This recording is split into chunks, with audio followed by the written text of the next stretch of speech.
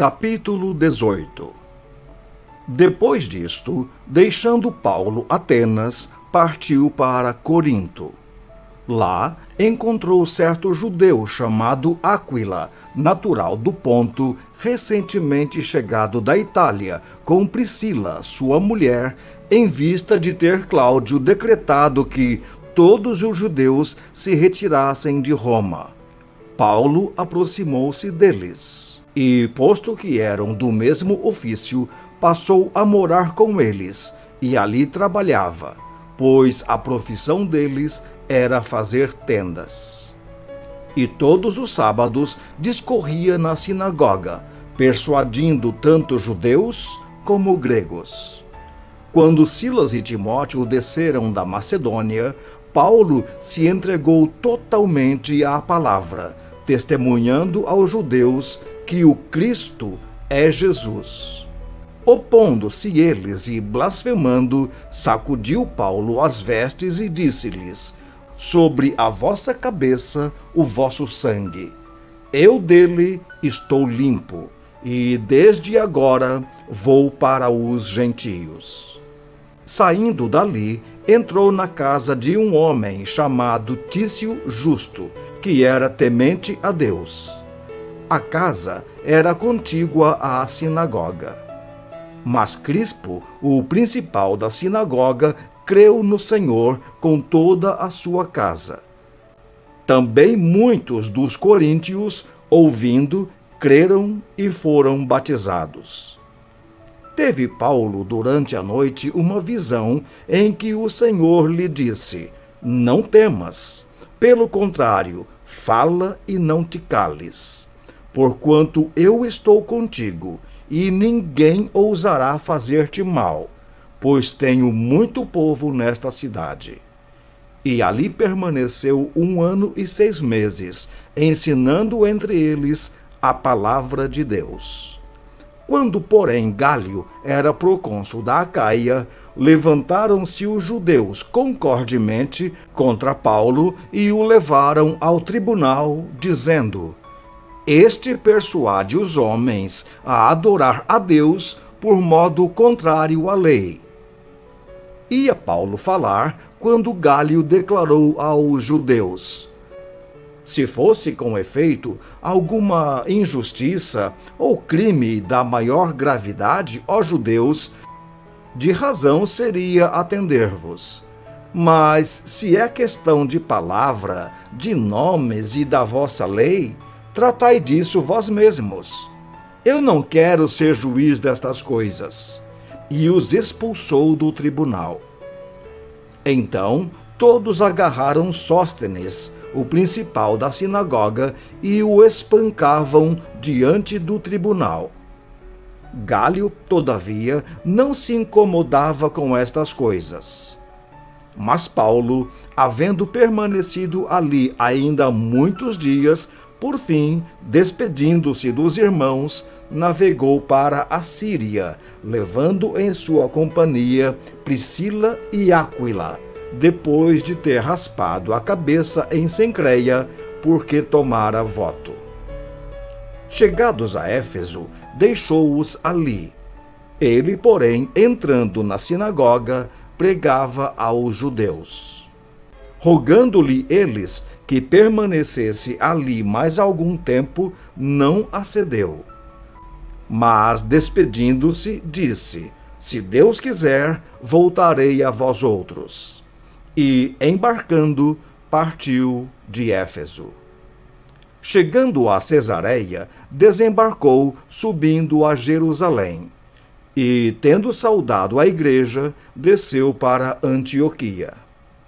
Havendo passado ali algum tempo, saiu, atravessando sucessivamente a região da Galácia e Frígia, confirmando todos os discípulos. Nesse meio tempo, chegou a Éfeso um judeu, natural de Alexandria, chamado Apolo, homem eloquente e poderoso nas Escrituras. Era ele instruído no caminho do Senhor, e, sendo fervoroso de espírito, falava e ensinava com precisão a respeito de Jesus, conhecendo apenas o batismo de João. Ele, pois, começou a falar ousadamente na sinagoga. Ouvindo-o, porém, Priscila e Áquila tomaram-no consigo e, com mais exatidão, lhe expuseram o caminho de Deus. Querendo ele percorrer a Acaia, animaram-no os irmãos e escreveram aos discípulos para o receberem. Tendo chegado, auxiliou muito aqueles que, mediante a graça, haviam crido, porque com grande poder convencia publicamente os judeus, provando, por meio das Escrituras, que o Cristo é Jesus. Capítulo 19. Aconteceu que, estando Apolo em Corinto, Paulo, tendo passado pelas regiões mais altas, chegou a Éfeso e, achando ali alguns discípulos, perguntou-lhes: Recebestes, porventura, o Espírito Santo quando crestes? Ao que lhe responderam: Pelo contrário, nem mesmo ouvimos que existe o Espírito Santo. Então Paulo perguntou: Em que, pois, fostes batizados? Responderam: No batismo de João. Disse-lhes Paulo: João realizou o batismo de arrependimento, dizendo ao povo que cresce naquele que vinha depois dele, a saber, em Jesus. Eles, tendo ouvido isto, foram batizados em o nome do Senhor Jesus. E, impondo-lhes Paulo as mãos, veio sobre eles o Espírito Santo. E tanto falavam em línguas, como profetizavam. Eram, ao todo, uns 12 homens. Durante 3 meses, Paulo frequentou a sinagoga, onde falava ousadamente, dissertando e persuadindo com respeito ao reino de Deus. Visto que alguns deles se mostravam empedernidos e descrentes, falando mal do caminho diante da multidão, Paulo, apartando-se deles, separou os discípulos, passando a discorrer diariamente na escola de Tirano. Durou isto por espaço de 2 anos, dando ensejo a que todos os habitantes da Ásia ouvissem a palavra do Senhor, tanto judeus como gregos. E Deus, pelas mãos de Paulo, fazia milagres extraordinários, a ponto de levarem os enfermos lenços e aventais do seu uso pessoal, diante dos quais as enfermidades fugiam das suas vítimas, e os espíritos malignos se retiravam. E alguns judeus exorcistas ambulantes tentaram invocar o nome do Senhor Jesus sobre possessos de espíritos malignos, dizendo: Esconjuro-vos por Jesus, a quem Paulo prega. Os que faziam isto eram 7 filhos de um judeu chamado Seva, sumo sacerdote. Mas o espírito maligno lhes respondeu: Conheço a Jesus, e sei quem é Paulo. Mas vós, quem sois? E o possesso do espírito maligno saltou sobre eles, subjugando-os a todos, e de tal modo prevaleceu contra eles que, desnudos e feridos, fugiram daquela casa. Chegou este fato ao conhecimento de todos, assim judeus como gregos, habitantes de Éfeso. Veio temor sobre todos eles, e o nome do Senhor Jesus era engrandecido. Muitos dos que creram vieram confessando e denunciando publicamente as suas próprias obras. Também muitos dos que haviam praticado artes mágicas, reunindo os seus livros, os queimaram diante de todos. Calculados os seus preços, achou-se que montavam a 50.000 denários. Assim, a palavra do Senhor crescia e prevalecia poderosamente. Cumpridas estas coisas, Paulo resolveu, no seu espírito, ir a Jerusalém, passando pela Macedônia e Acaia, considerando: depois de haver estado ali, importa-me ver também Roma. Tendo enviado à Macedônia 2 daqueles que lhe ministravam, Timóteo e Erasto, permaneceu algum tempo na Ásia. Por esse tempo, houve grande alvoroço acerca do caminho, pois um ourives, chamado Demétrio, que fazia de prata nichos de Diana e que dava muito lucro aos artífices, convocando-os juntamente com outros da mesma profissão, disse-lhes: Senhores, sabeis que deste ofício vem a nossa prosperidade. E estáis vendo e ouvindo que, não só em Éfeso, mas em quase toda a Ásia, este Paulo tem persuadido e desencaminhado muita gente, afirmando não serem deuses os que são feitos por mãos humanas.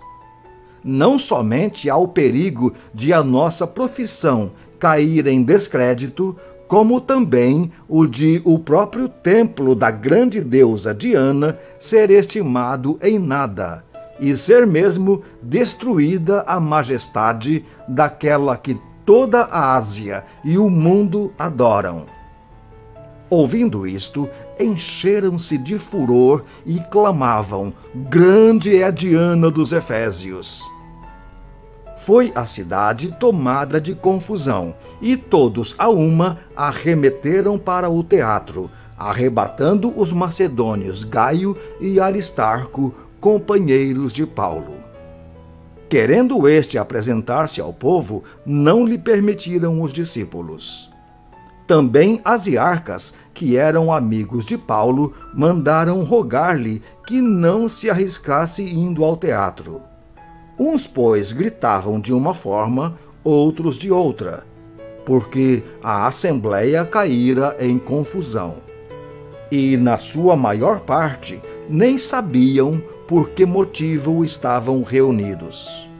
Então tiraram Alexandre dentre a multidão, impelindo os judeus para a frente. Este, acenando com a mão, queria falar ao povo. Quando, porém, reconheceram que ele era judeu, todos, a uma voz, gritaram por espaço de quase 2 horas: Grande é a Diana dos Efésios! O escrivão da cidade, tendo apaziguado o povo, disse: Senhores Efésios, quem porventura não sabe que a cidade de Éfeso é a guardiã do templo da grande Diana e da imagem que caiu de Júpiter? Ora, não podendo isto ser contraditado, convém que vos mantenhais calmos e nada façais precipitadamente. Porque estes homens que aqui trouxestes não são sacrílegos, nem blasfemam contra a nossa deusa. Portanto, se Demétrio e os artífices que o acompanham têm alguma coisa contra alguém, há audiências de procônsules, que se acusem uns aos outros. Mas, se alguma outra coisa pleiteais, será decidida em assembleia regular. Porque também corremos o perigo de que, por hoje, sejamos acusados de sedição, não havendo motivo algum para que possamos alegar para justificar este ajuntamento. E, havendo dito isto, dissolveu a assembleia. Capítulo 20. Cessado o tumulto, Paulo mandou chamar os discípulos e, tendo-os confortado, despediu-se e partiu para a Macedônia. Havendo atravessado aquelas terras, fortalecendo os discípulos com muitas exortações, dirigiu-se para a Grécia, onde se demorou 3 meses. Tendo havido uma conspiração por parte dos judeus contra ele, quando estava para embarcar rumo à Síria, determinou voltar para Macedônia. Acompanharam-no até a Ásia Sópatro de Bereia, filho de Pirro, Aristarco e Secundo de Tessalônica, Gaio de Derbe e Timóteo, bem como Tíquico e Trófimo da Ásia. Estes nos precederam, esperando-nos em Troade.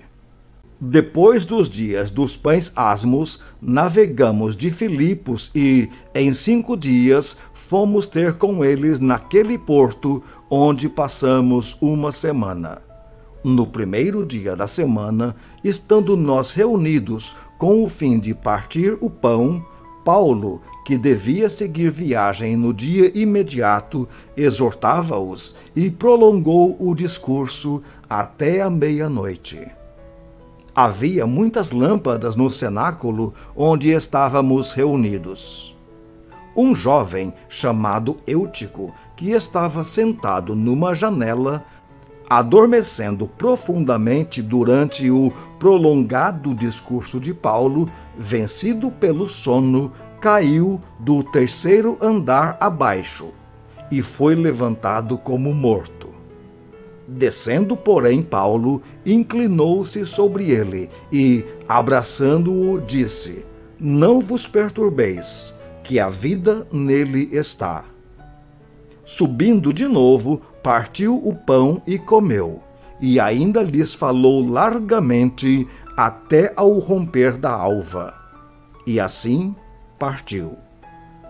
Então conduziram vivo o rapaz e sentiram-se grandemente confortados.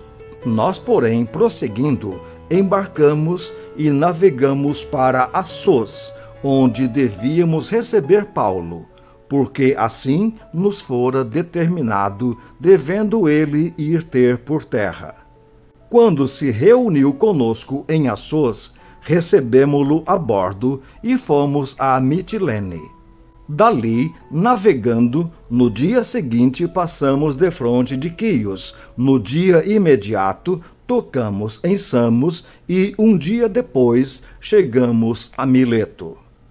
Porque Paulo já havia determinado não aportar em Éfeso, não querendo demorar-se na Ásia, porquanto se apressava com o intuito de passar o dia de Pentecostes em Jerusalém, caso lhe fosse possível. De Mileto, mandou a Éfeso chamar os presbíteros da igreja. E, quando se encontraram com ele, disse-lhes: Vós bem sabeis como foi que me conduzi entre vós em todo o tempo, desde o primeiro dia em que entrei na Ásia, servindo ao Senhor com toda a humildade, lágrimas e provações que, pelas ciladas dos judeus, me sobrevieram, jamais deixando de vos anunciar coisa alguma proveitosa, e de vô-la ensinar publicamente e também de casa em casa, testificando tanto a judeus como a gregos o arrependimento para com Deus e a fé em nosso Senhor Jesus Cristo. E agora, constrangido em meu espírito, vou para Jerusalém, não sabendo o que ali me acontecerá, senão que o Espírito Santo, de cidade em cidade, me assegura que me esperam cadeias e tribulações. Porém, em nada considero a minha vida preciosa para mim mesmo, contanto que complete a minha carreira e o ministério que recebi do Senhor Jesus para testemunhar o Evangelho da graça de Deus. Agora, eu sei que todos vós, em cujo meio passei pregando o reino, não vereis mais o meu rosto. Portanto, eu vos protesto no dia de hoje que estou limpo do sangue de todos, porque jamais deixei de vos anunciar todo o desígnio de Deus.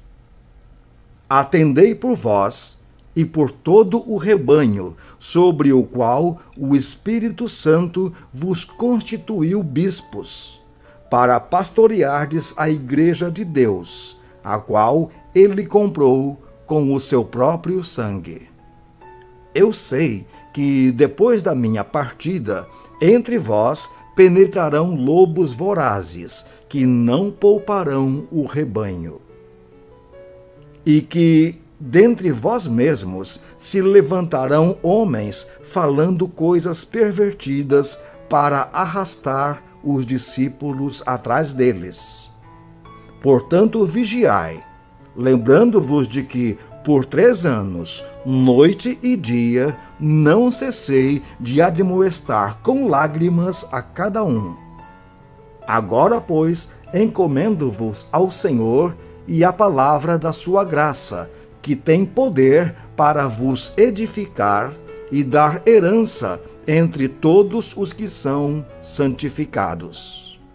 De ninguém cobicei prata, nem ouro, nem vestes. Vós mesmos sabeis que estas mãos serviram para o que me era necessário a mim e aos que estavam comigo. Tenho-vos mostrado em tudo que, trabalhando assim, é mister socorrer os necessitados e recordar as palavras do próprio Senhor Jesus. Mais bem-aventurado é dar do que receber. Tendo dito estas coisas, ajoelhando-se, orou com eles. Então houve grande pranto entre todos, e abraçando afetuosamente a Paulo, o beijavam, entristecidos especialmente pela palavra que ele dissera, que não mais veriam o seu rosto. E acompanharam-no até ao navio.